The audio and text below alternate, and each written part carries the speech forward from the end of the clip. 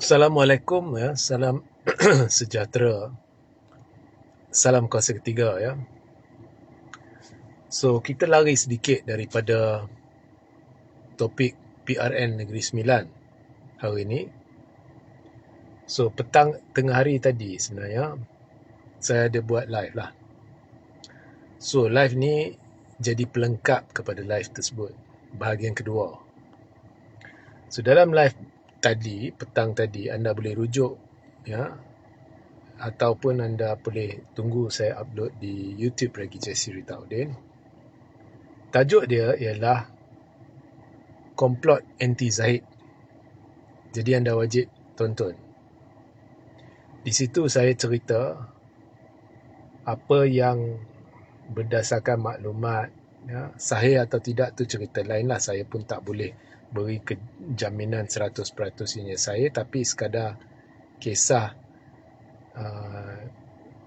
ada perancangan dalaman lah untuk beransur-ansur tekan Zahid lepas PRU 16 agar kerjasama dengan Perikatan Nasional. Ya. So itu semua saya dah huraikan, saya dah hujahkan. Ya, awak kena rujuk lah. So bahagian kedua ni berkenaan dengan perancangan nak jadikan Datuk Seri Hamzah Zainuddin sebagai calon ke-11. Buruk ya, sambungannya buruk. So berkait dengan pihak tertentu dalam UMNO jugalah. Okey. So oleh kerana cerita dia ialah berkenaan dengan PM11, jadi elok saya mulakan dulu dengan apa yang saya siap pihak-pihak yang saya rasa berpotensi jadi PM11.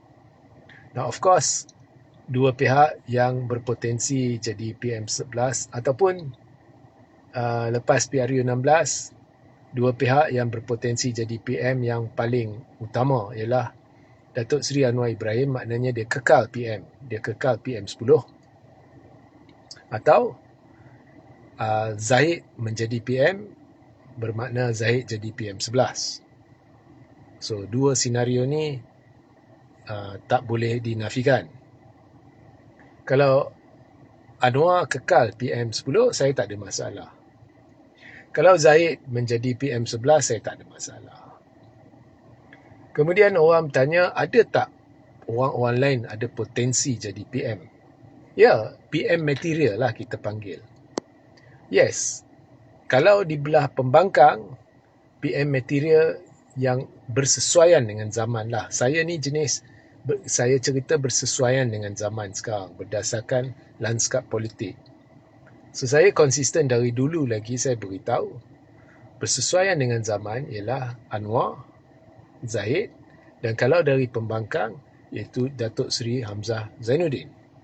Okey. Nah, tak ada yang lain lah. Of course Samsuri, kalau berbanding dengan semua pemimpin PAS yang lain, Samsuri paling kita boleh kata PM material.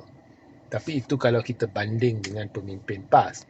Tapi pada hakikatnya Pak Samsuri is completely not ready to be PM.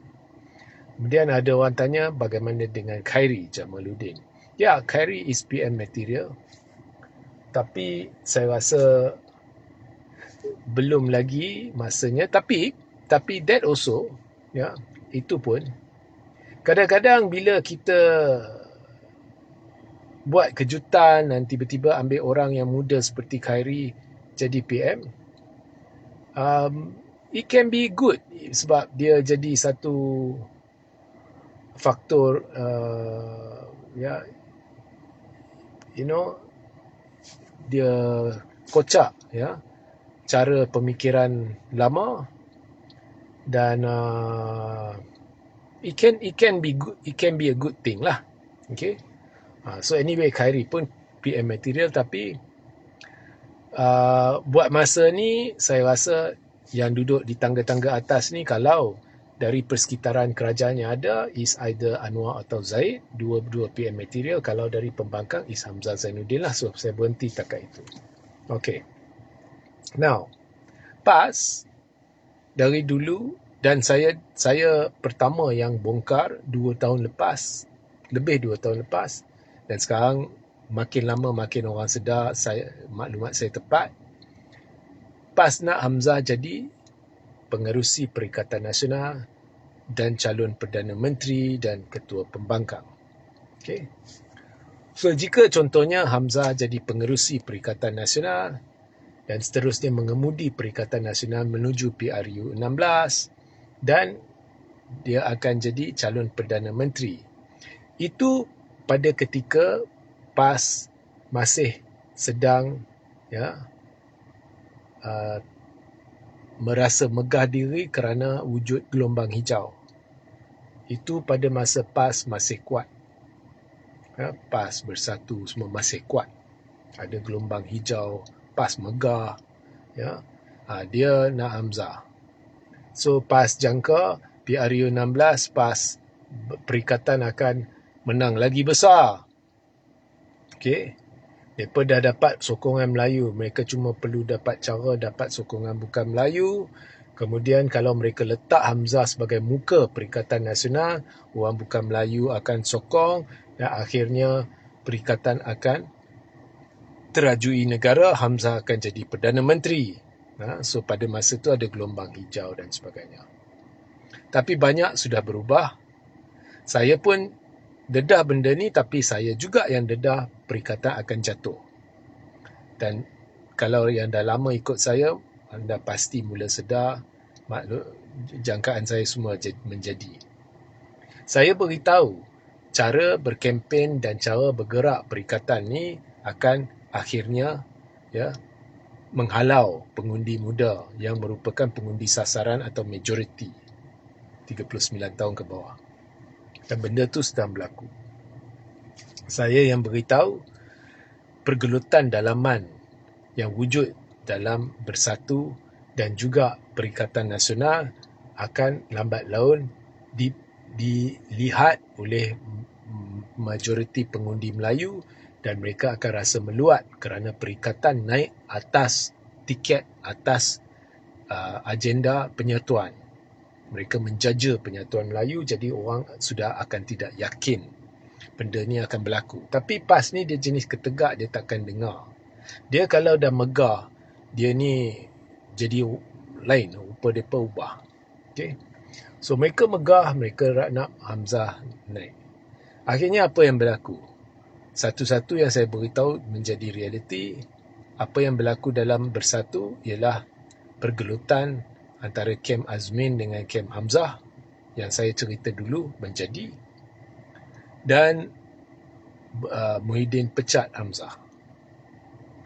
Nah, walaupun pemecatan Hamzah tu akhirnya kena balik kepada Muhyiddin sebab Bersatu ni dah jadi tak relevan, dan Hamzah juga naik dalam Perikatan. Hamzah juga parti baru dia jadi seolah-olah pengganti Bersatu. Hamzah naik kembali jadi Ketua Pembangkang.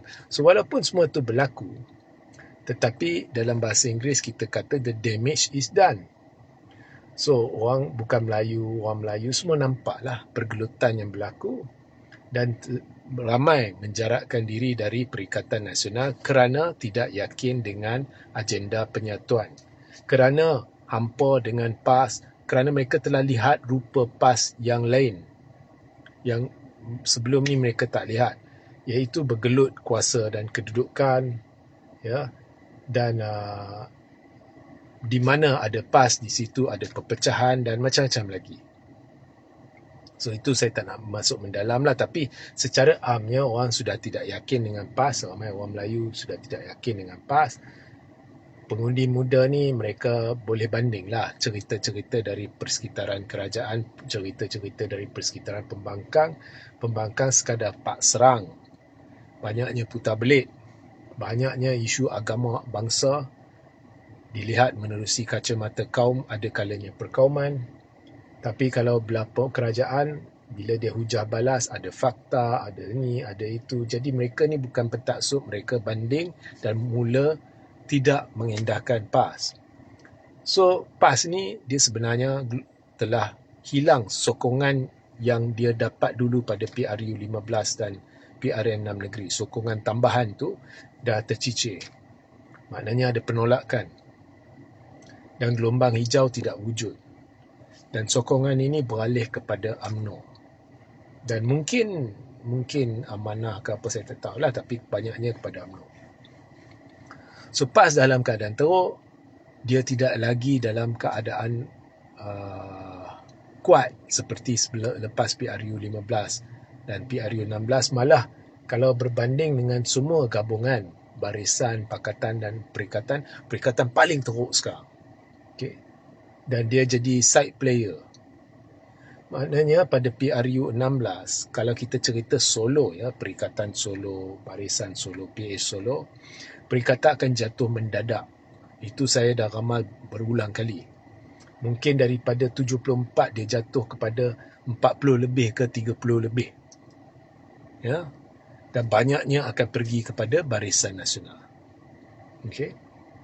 So, PAS tahu benda ni. So, dalam keadaan ni, PAS tetap mahu Hamzah jadi calon Perdana Menteri. So, mereka dah kembalikan Hamzah sebagai Ketua Pembangkang dan kini nak jadikan Hamzah calon Perdana Menteri. Tetapi masalahnya nama perikatan sudah busuk. Bukan seperti masa PAS kuat.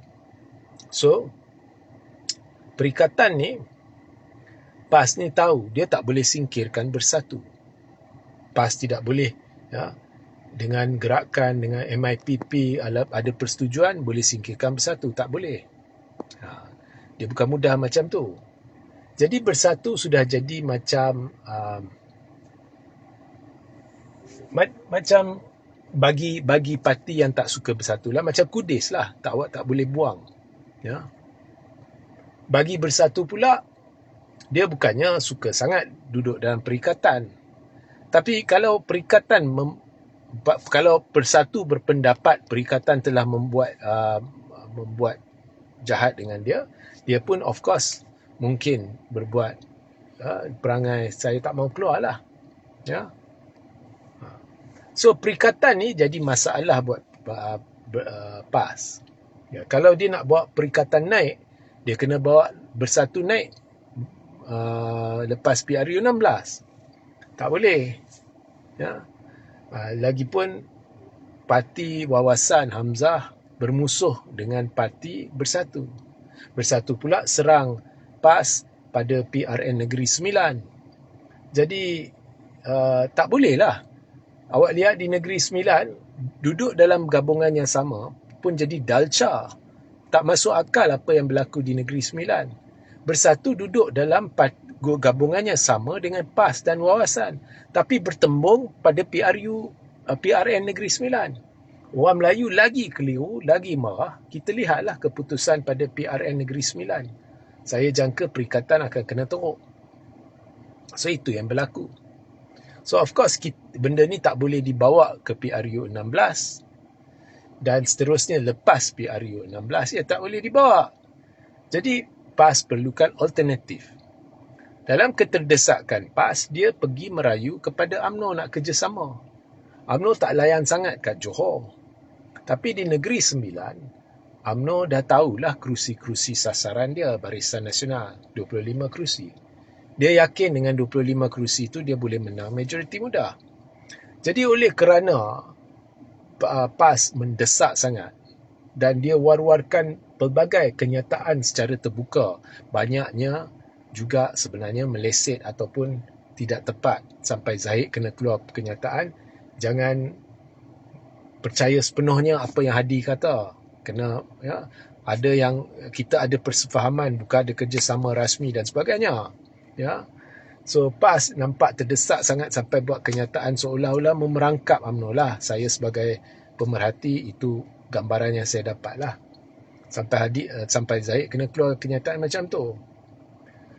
Sebab apa? PAS dia nak satu gandingan alternatif dari perikatan. Dia nak muafakat nasional. Zahid tak mahu muafakat nasional. Dia tak mahu. Lebih-lebih lagi memandangkan muafakat ni dipegang sebagai satu NGO oleh tak tahulah Tan Sri Anwar Musa ke orang lain ke, I don't really know and I don't really care, tapi ianya dikaitkan lah dengan Tan Sri Anwar Musa, that's the point. So dia tak mau. Okay, so sebab itu dia gariskan dengan jelas ini persefahaman, dan ini persefahaman longgar sebenarnya. Jadi oleh kerana PAS beria-ia, jadi dia ujilah di Negeri Sembilan. Okey, PAS, kita dah tahu PAS ni sebenarnya UMNO dah tahu PAS dah hilang sokongan penyokong dia pada PRU 15. Ramai penyokong dia yang tambahan tu dah beredar. PAS dah hilang sokongan, dan sokongan tu dah kembali kepada UMNO. So tapi dalam keadaan itu pun, kalau barisan tak menentang PAS, macam mana prestasi PAS? Itu yang dia pernah uji pada PRN Negeri Sembilan sebenarnya. Dan juga Parti Baru Wawasan, Parti Baru Hamzah, okey. Ya. Kita lihatlah apa prestasi dia. Ya. So itu sebenarnya. Lagi satu, UMNO pun, Zahid pun bijak. Kita tak perlu 11 kerusi itu, bagilah PAS dengan perikatan. Lagipun kalau mereka secara terbuka serang sangat PAS, kata kat PAS no, nanti orang perikatan pula boleh serang balik. Mereka kata UMNO anti penyatuan. So layan je lah kan. Okay, so mereka layan dan PRN bakal berlaku. Nah, menuju ke depan, menuju PRU 16, dalam keadaan barisan tahu UMNO PAS kehilangan sokongan Melayu pada tahap yang agak signifikan, yang kita boleh lihat di Johor contohnya,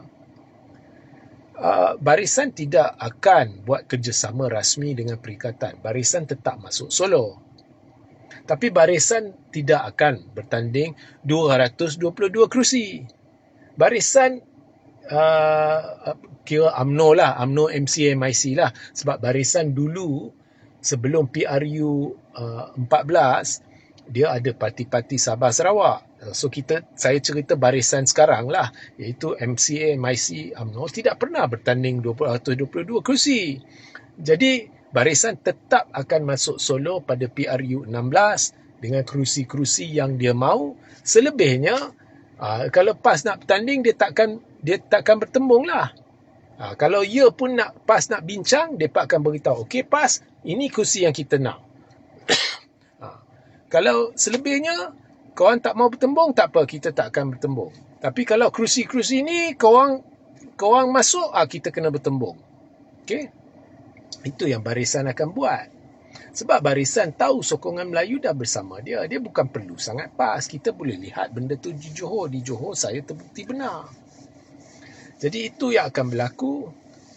So, maknanya PAS yang nak sangat Hamzah jadi Perdana Menteri, yang dulu ada kekuatan gelombang hijau ni, dia sudah tidak ada kekuatan untuk berunding dengan UMNO kerana gelombang hijau sudah tidak berada dengannya, malah sokongan Melayu sudah terhakis. Jadi dia tidak ada kekuatan untuk menekan UMNO babak agihan kerusi. Jadi dengan itu UMNO tidak akan berunding sampai UMNO lepaskan kerusi-kerusi yang dia memang nak pada PRU 16. So PAS akan masuk PRU 16 dalam keadaan mesti akan ada pertembungan kerusi dengan UMNO. Tak boleh lari, tak boleh elak. Sebab UMNO, Barisan Nasional pada PRU 16, Zahid ni dia bukannya bodoh.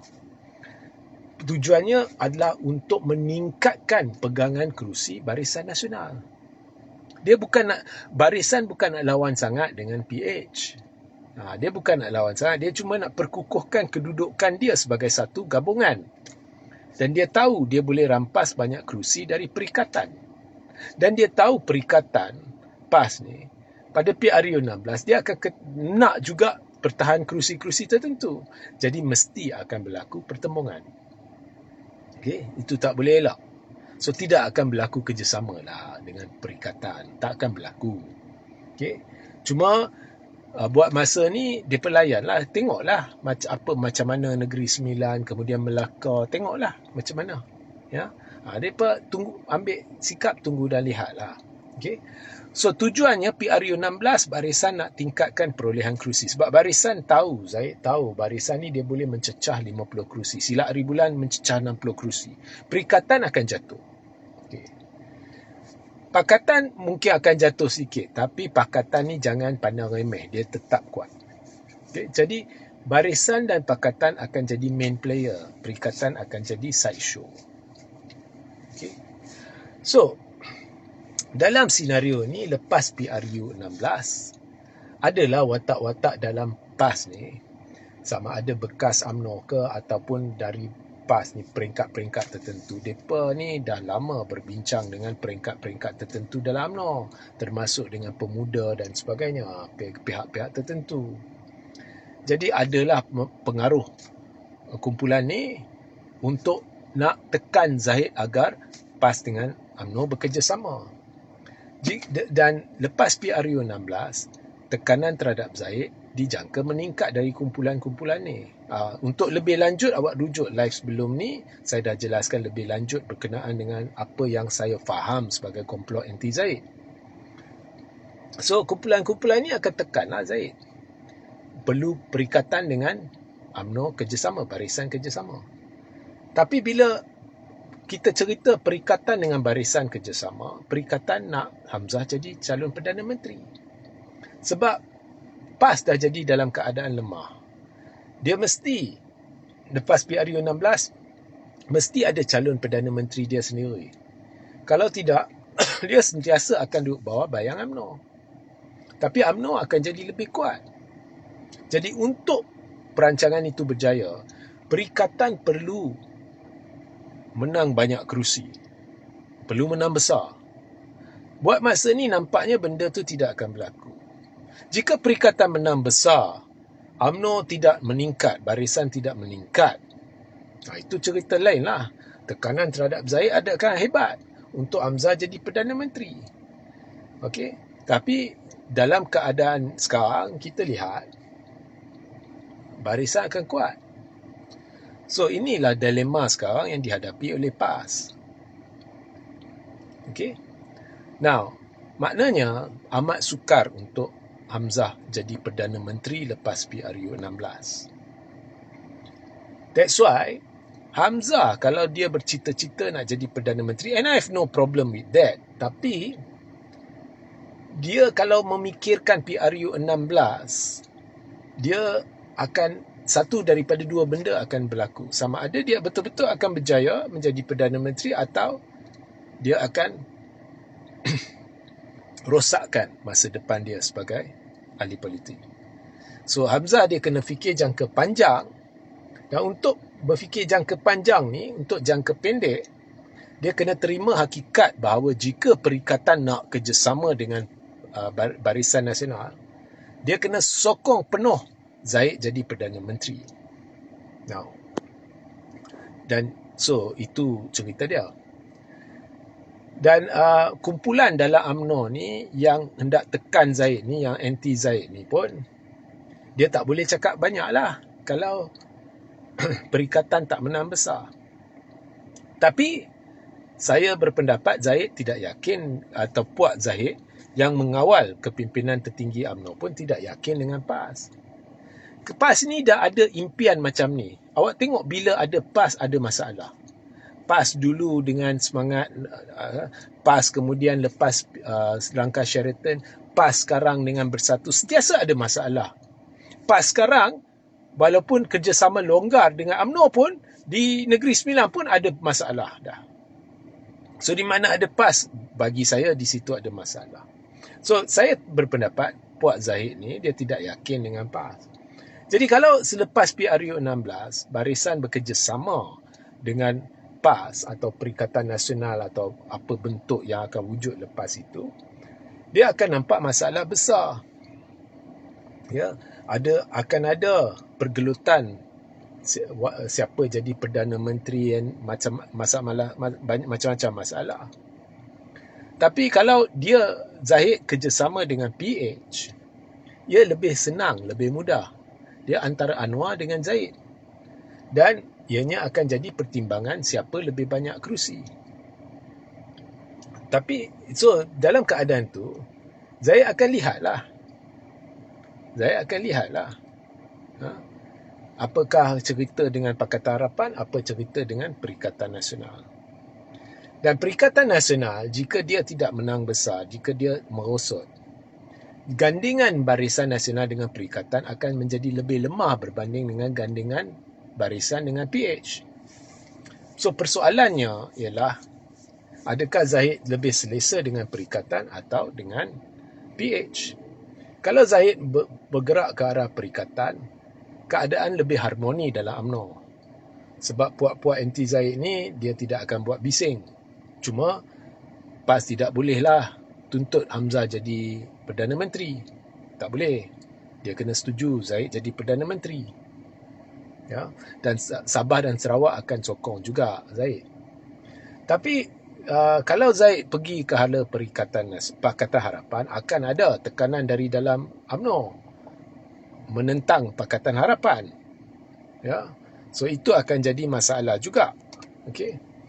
So, namun awak perlu faham, penentu akhirnya barisan ni dia kerjasama dengan siapa? Ialah Zahid atau kem Zahid. Sebab Zahid akan tanda tangan watikah pencalonan. Dan seperti pada PRU 15, saya pasti Zahid akan letakkan syarat bahawa keputusan akhir barisan nak kerjasama dengan siapa terletak di tangan Zahid. Ya.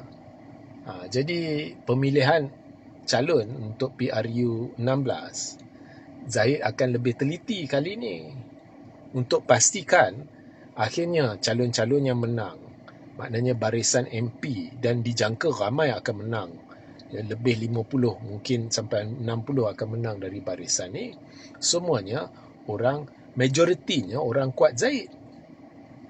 Dia tidak maulah berulangnya peristiwa pada PRU 15 di mana ada MP-MP tanda tangan SD dan macam-macam lagi masalah. Dia dah belajar dari benda tu. So akhirnya Zahid yang akan putuskan nak kerjasama dengan PH atau Perikatan. Dan pada saya lah, nampak gayanya Zahid mungkin akhirnya lepas PRU 16 akan bersama Pakatan Harapan. Dia tidak tolak Perikatan Nasional. Mungkin dia akan cadangkan kerajaan perpaduan dalam erti kata sebenar. Maknanya Perikatan, PAS pun boleh masuk. Ya, PAS pun boleh masuk. Tapi jangan pinggirkan Pakatan. Kalau PAS tak boleh terima, atas PAS lah. Atas korang lah. Korang tak nak, sudahlah. Itu yang saya nampak lah. So, Hamzah PM11 ni saya rasa no lah. Ada teori yang mengatakan, oh tak apa, Hamzah dia ni pandai bercatur. Ada satu artikel yang keluar. Dia saya hormat pendapat dia. Oh, Hamzah ni pandai bercatur. Jadi parti wawasan akan tarik MP-MP masuk. That's all nonsense. Sebab ada akta anti lompat. Atau undang-undang anti lompat. Jadi lepas pilihan raya, MP-MP yang menang tu tak boleh pergi lompat masuk parti wawasan. Ya. Mesti ada bond and 100 million ke apa semua tu. So, no lah. Hamzah ni orang bijak. Saya rasa kalau betul tanggapan saya, dia ni bijak, dia tidak akan sasar untuk jadi PM lepas PRU 16. Okay. So, lepas PRU 16, PM sama ada Anwar Ibrahim atau Zahid. Perikatan hanya jadi side show. Hamzah belum tentu lagi parti dia boleh menang banyak kerusi, dan saya pun tidak yakin. Okay? So, itu komen saya lah. Ya. So, sehingga kita berjumpa di live seterusnya. Assalamualaikum. Cerita ni belum habis ya. Ada banyak lagi. So, Assalamualaikum, salam sejahtera, salam kuasa ketiga.